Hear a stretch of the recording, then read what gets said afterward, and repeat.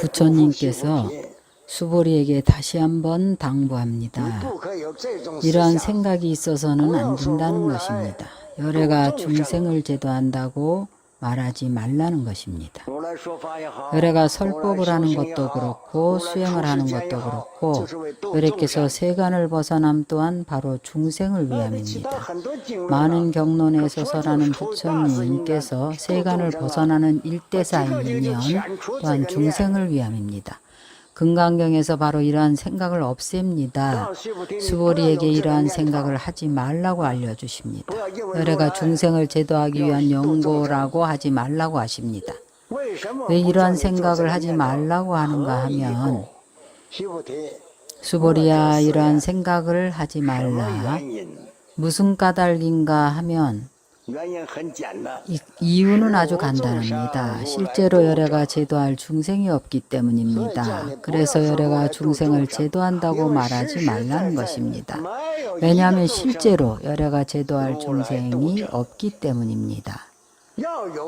만약 열애가 제도할 중생이 있다면 열애가 아상인상, 중생상, 수자상이 있는 것입니다.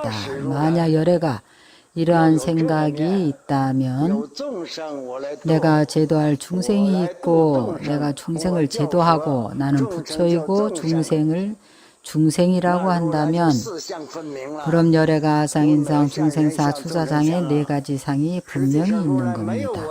실제로 열애는 아상인상, 중생상이 없습니다. 부처님께서 수보리에게 당부하셨습니다. 부처님께서 중생을 제도한다는 생각을 하지 말라고 하셨습니다. 동시에 의심하는 마음을 내지 말라고 하셨습니다. 그래서 그에게 이러한 생각을 하지 말라고 알려주십니다. 바로 이러한 생각을 하지 말라는 뜻입니다. 부처님이 제도할 중생이 없고 또한 성불할 중생도 없습니다. 이러한 생각을 없애야 합니다. 일체 중생이 비록 불성이 있지만 만약 불법을 설하는 것을 듣지 못한다면 스스로 깨달을 수가 있겠습니까? 무엇을 의지해서 수행하고 성불하겠습니까? 이것은 반문하는 것입니다. 우리에게 부처님은 집착이 없음을 이해하라는 것입니다. 또한 악견, 인견, 중생견, 수자견이 없습니다. 부처님께서 중생을 제도하나 교화할 바가 없습니다. 부처님께서 종일토록 중생을 교화하지만 중생상을 보지 않습니다. 또한 교화하는 부처도 없고 교화받는 중생도 없습니다. 우리에게 이렇게 이해하라는 것입니다.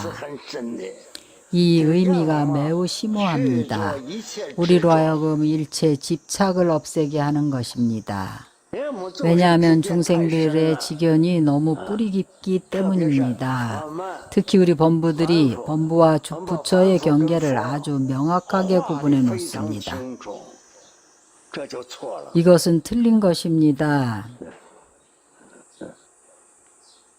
예를 들면 다나라고 하는 조사 스님이 계셨는데 한 사원의 주지손님을 보고 있는 어느 스님의 집착하는 마음을 파해 주셨습니다.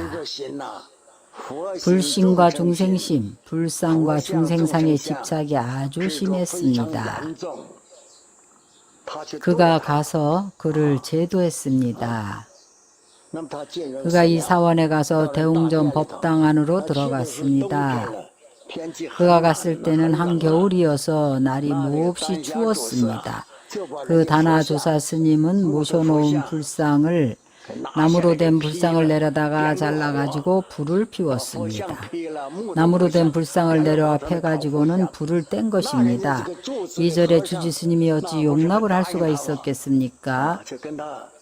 어떻게 불상을 패서 불을 뗄 수가 있냐고 다투기 시작했습니다.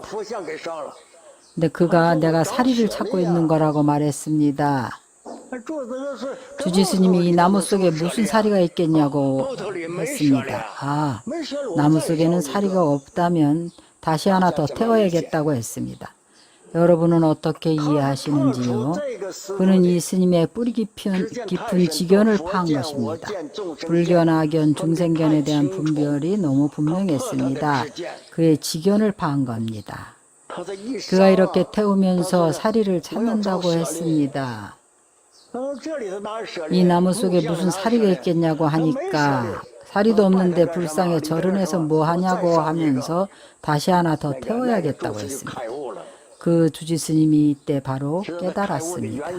그 스님이 깨달은 이유를 아시겠습니까? 그의 지견을 파해서 없앤 겁니다. 부처와 중생이 다 차별이 없는 것입니다. 불상은 나무이지 진짜 부처가 아닙니다. 우리가 평소에 마음에서 불상을 나무라고 생각한다면 수행할 수가 있겠습니까?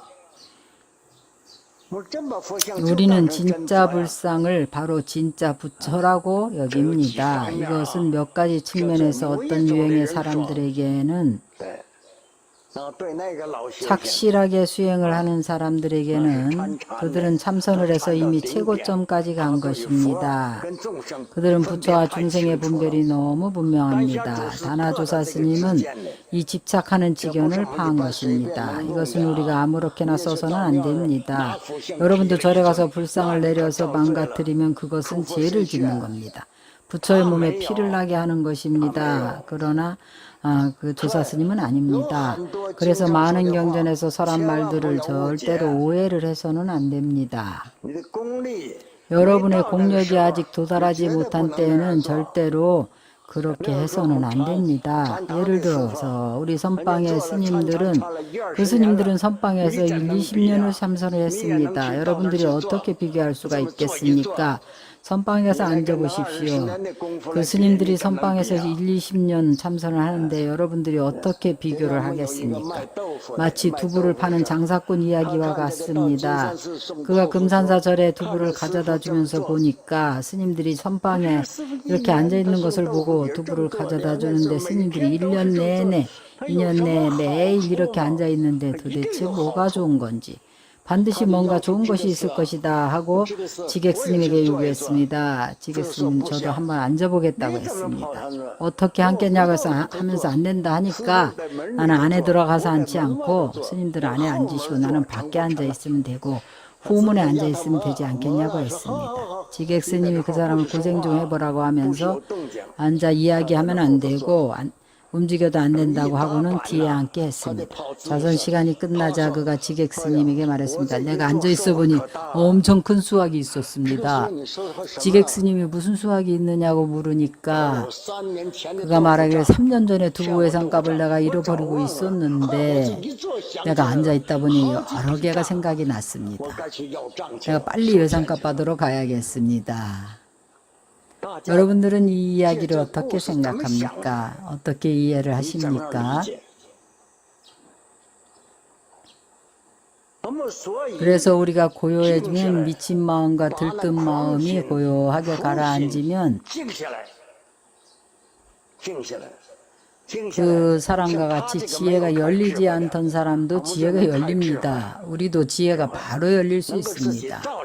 우리가 자신의 마음을 비출 수 있으면 이른바 지혜가 열리는데 바로 밝은 마음입니다. 밝은 마음이 지혜입니다. 간단히 말해서 지혜가 현존한 것입니다. 지혜가 현존하면 생사를 어찌 교달하지 못하겠습니까? 과거, 현재, 미래를 인식하고 육신을 철저하게 내려놓을 수가 있습니다. 그것이 모두 공한 것을 보는 것입니다. 바로 이러한 뜻입니다. 부처님께서는 중생을 제도할 때 중생상을 보지 않습니다. 내가 중생을 제도한다는 생각이 없습니다. 만약 이러한 생각이 있다면 부처가 아닙니다. 그는 성취하지 못한 것입니다. 바로 이런 뜻이 내포되어 있습니다. 수보리는 당연히 알고 있었습니다. 그래서 부처님이 수보리에게 이렇게 생각하느냐고 물었습니다. 열애가 내가 중생을 제도한다는 생각을 하고 있는가? 만약 이러한 생각이 있다면 틀린 것입니다. 수보리야, 이런 생각을 하지 말라. 실제로 열애가 제도할 중생이 없습니다. 내가 너에게 사실대로 말하겠다. 실제로 열애가 제도할 한 중생도 없느니라.